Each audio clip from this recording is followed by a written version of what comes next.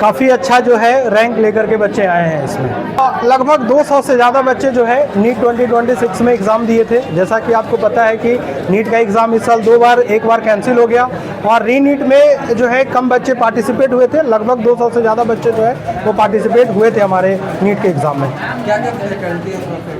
Faculty हमारे पास जो है हर एक सब्जेक्ट के 2-2 3-3 टीचर हम लोगों ने रखे हुए हैं और वो सारे टीचर जो है वो काफ़ी अच्छे से बच्चों को मेहनत करवाते हैं। ठीक है, वहाँ पे हर एक टीचर का ये रिस्पॉन्सिबिलिटी होता है कि बच्चों को प्रॉपर ध्यान दे, बच्चों के ऊपर मेहनत करें, साथ ही साथ टेस्ट प्रॉपर हो और हर एक चीज़ों पे कि बच्चा अगर डिमोटिवेट हो रहा है तो प्रॉपर उनको गाइड करे, उनको जो है अच्छे से केयर करे। ये सारे हमारे टीम मेंबर्स करते हैं, बहुत अच्छे से ध्यान रखते हैं। कमजोर बच्चों के लिए कुछ अलग से हाँ, देखिए हम आपको बता दें कि कमज़ोर बच्चों के लिए खास करके हम क्लास के अलावा, जैसा कि हमने ये देखा है कि बच्चे अगर पढ़ाई नहीं करेंगे तो रिजल्ट नहीं होगा।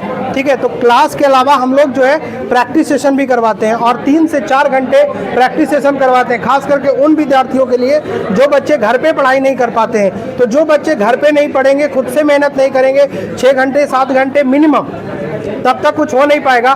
तो हम लोग का ये पूरा प्रोसेस रहता है कि हम क्लास के बाद उनको जो है 6 घंटे की मेहनत कम से कम करवाएं, बट हम 3 घंटे जो है यहाँ पे रोक करके क्लास के बाद हम उनसे मेहनत करवाते हैं, प्रॉपर मेहनत करवाते हैं। जो बच्चे 2027 के लिए तैयारी कर रहे हैं उसको किस तरह से अभी जो है गाइड की जा रही है? देखिए, मैंने ये देखा है कि रीनीट होने के बाद बहुत सारे बच्चे थोड़ा सा फ्रस्ट्रेट हो गए हैं और थोड़ा परेशान हो रहे हैं, लेकिन हम इसमें ये बात कहना चाहेंगे परेशान होने की ज़रूरत नहीं है, क्योंकि नीट का जो अभी मामला चल रहा है, जिस तरीके से पेपर लीक का मामला है, प्रोटेस्ट चल रहा है दिल्ली में जंतर मंतर में, आपको पता है, इससे बहुत सारे नीट एस्पायरेंट जो है परेशान हैं। बट हमारा यही सुझाव रहेगा कि इन बातों का ध्यान न रखते हुए आप अपनी पढ़ाई पे, आप अपने प्रिपरेशन पे ध्यान दीजिए, ज़्यादातर आपके लिए ज़्यादा बेहतर होगा।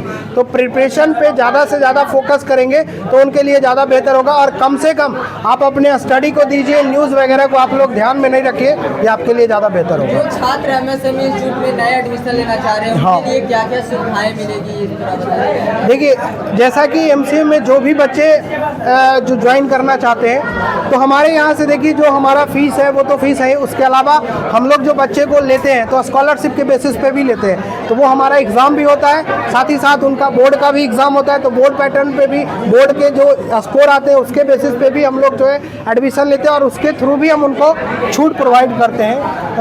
काफ़ी अच्छा हम लोग छूट उनको देते हैं। बच्चों से इंट्रोडक्ट करवा दीजिए। हाँ, मैं सारे बच्चों को बोलूँगा कि ये खुद आपको बताएंगे, आप इनसे बात भी कर सकते हैं। ठीक है, ये मोहम्मद मजीन हुसैन है जो कि लगभग 1200 जो है रैंक लाए हैं। ये अचिंत्य शाह है जो कि लगभग अचिंत्य अंश हैं, जो कि ऑलरेडी जो है इन्होंने, आपका रैंक कितना था बाबू?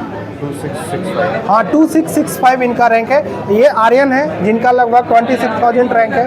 तो ये सारे बच्चे से आप खुद एक बार बात कर सकते हैं किस तरीके से मेहनत की है। सबसे इम्पॉर्टेंट ये है, क्योंकि उन बच्चों के लिए ये बहुत ज़्यादा मैसेज आएगा कि आखिर किस तरीके से पढ़ाई की है। और मेरा तो सबसे पहले यही सवाल है कि भाई नीट के एग्ज़ाम री नीट कैसे आपने प्रिपरेशन किया, क्योंकि वो सबसे ज़्यादा इम्पॉर्टेंट था। ये जो आपके बच्चे सिलेक्ट हुए, ये क्लासरूम स्टूडेंट है या फिर ऑनलाइन? क्लासरूम स्टूडेंट है हमारे यहाँ से।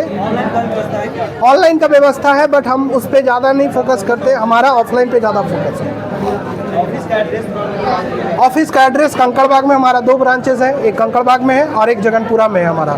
ठीक है, तो सारे एड्रेस गूगल पे है, आप एमसीएम सर्च करेंगे, एमसीएम इंस्टीट्यूट, तो ऑलरेडी हमारा सारा चीज़ जो है वो उनको मिल जाएगा, वहाँ से वेबसाइट से लेकर के हर वो चीज़ें मिल जाएगी। मेरा नाम अचिंत्य अंश है, मैं पटना से हूँ। मेरी रैंक अभी री नीट के अंदर 2665 आई है और मेरे मार्क्स थे 636। सब्जेक्ट वाइज देखा जाए तो 355 था बायो में, 139 था फिजिक्स में, बाद में OMR भी कट गया तो 129 हो गया। फिर और क्या था, केमिस्ट्री के अंदर 152 था।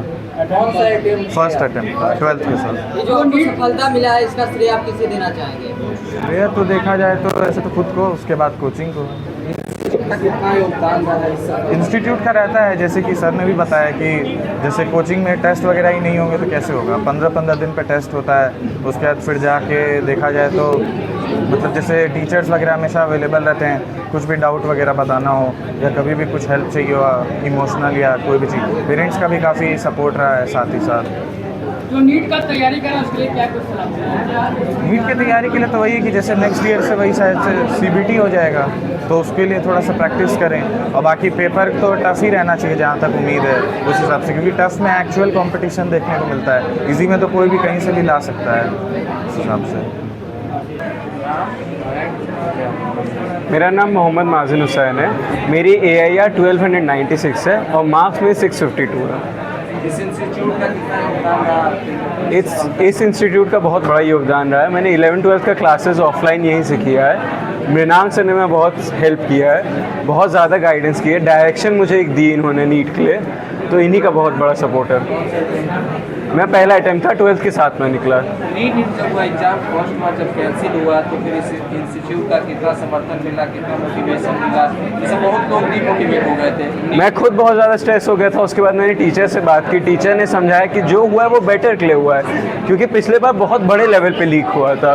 तो लीक हुआ था तो अगर हम लोग के मार्क्स इससे बेटर होते, लेकिन रैंक बेकार ही आती इससे, क्योंकि बहुत सस्ते पेपर बिक रहे हैं, टेलीग्राम पे क्या क्या हो रहा है, बहुत कुछ हुआ था पिछले बार, तो रैंक हम लोग की बेकार आती, तो मुझे तो बहुत प्रॉफिट हुआ है। 27 वाले को क्या कुछ कहेंगे? 27 वाले को कहूँगा मेहनत करते रहिए। CBT होगा तो JEE मेंस अगर आप लोग अटेम्प्ट कर सकते हैं तो कीजिए उसका, फिजिक्स केमिस्ट्री, क्योंकि लेवल अब बराबर हो गए JEE मेंस और नीट का, तो वो चीज़ कीजिए। मैंने भी किया था, आप लोग भी कीजिए तो बेटर होगा। कितने घंटे पढ़ाई करना चाहिए, कितना मायने रखता है? मायने तो कम रखता है, आपके प्रोडक्टिव आवर मैटर करते हैं। जैसे आपने ये टॉपिक बना लिया कि ये आज करना है तो आज कर ही लीजिए, इसके क्वेश्चन लगाने हैं तो लगा ही लीजिए, ये मैटर करता है। सर मेरा नाम आर्यन प्रसाद है। मेरा ऑल इंडिया रैंक 27,829 आया है। कमेंट करते हो, जितना बोला था ना उतना सब सुना करो। सर मेरा नाम आर्यन प्रसाद है। मेरा ऑल इंडिया रैंक 27,829 आया है। मैंने MCM इंस्टीट्यूट से प्रिपरेशन की है। सर लोग ने बहुत गाइड की, उनके गाइडेंस के थ्रू मैंने अच्छे से प्रिपेयर किया है। क्या हुआ? छात्र का रूटीन क्या था आप लोग का, जो नीट का प्रिपरेशन किए थे, इसका रूटीन क्या था आप लोगों का? हर दिन हर सब्जेक्ट पढ़ा जाता है, उसका एक टाइमिंग रहता है कि मतलब स्लॉट रहता है, फिजिक्स इतने देर, केमिस्ट्री इतने देर, बायो इतने देर। वो अगर आप टाइमिंग को मेंटेन करेंगे, उसी चीज़ को फॉलो करेंगे तो आपका प्रिपरेशन अच्छा रहेगा और कंसिस्टेंसी से आप फॉलो करना चाहिए। उन छात्रों को क्या संदेश देना चाहिएगा जो असफल हो गए हैं और बार बार उनका जो अटेम्प्ट आता है उसमें वो असफल हो उन्हें और मेहनत करना चाहिए, अपने जो भी वीक एरिया उस पर फोकस करना चाहिए और उसी को बार बार पढ़ना चाहिए और अपने वीक एरिया को मतलब आइडेंटिफाई करना चाहिए कि कहाँ उनका गलती हो रहा है और उसको सुधारना चाहिए। जो नए छात्र हैं उनको MCM इंस्टीट्यूट जो है वो क्यों चुनना चाहिए, क्यों आना चाहिए यहाँ पर? क्योंकि यहाँ टीचर बहुत अच्छे हैं, गाइड करते हैं, आपका जो भी स्पेशल क्लास होता है वीक बच्चों लोग के लिए, और जो वीक एरिया वो आइडेंटिफाई करके बच्चों को बताते हैं कि कहाँ पे आप सुधार